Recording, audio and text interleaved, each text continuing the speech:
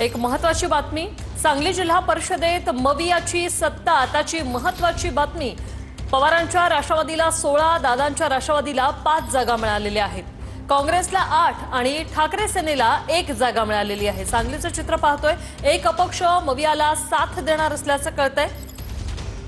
भाजपला 17 जागा तर शिंदे सेनेला 6 जागा मिळालेल्या आहेत। इंदापूर बोरीगणातून राष्ट्रवादीचे उमेदवार श्रीराज भरणे हे विजयी झालेत।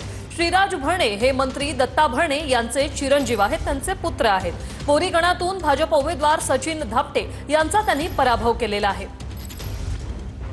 बोरीगणातून राष्ट्रवादीचे उमेदवार श्रीराज भरणे हे विजयी झालेले आहेत। भाजपच्या उमेदवाराचा पराभव केलाय। श्रीराज भरणे हे दत्ता भरणे यांचे चिरंजीव आहेत। बोरीगणातून भाजप उमेदवार सचिन धापटे यांचा त्यांनी पराभव केलेला आहे। तर समाजवादी पक्षाने धाराशिव जिल्ह्यात खातं उघडलं। आताची महत्त्वाची बातमी, समाजवादी पक्षाने खातं उघडलंय। जिल्हा परिषदेसाठी बहीण तर पंचायत समिती गणातून भाऊ विजयी। मंगळूर जिल्हा परिषद गटातून सीमा माडजे या विजयी झालेल्या आहेत। आरडी पंचायत समिती गणातून देखील विजय प्राप्त केलेला आहे।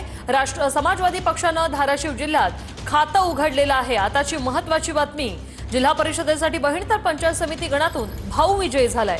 मंगळूर जिल्हा परिषद गटातून सीमा माडजे या विजयी झालेल्या आहेत, तर आरळी पंचायत समिती गणातून कृष्णा रोचकरी हे विजयी झालेले आहेत।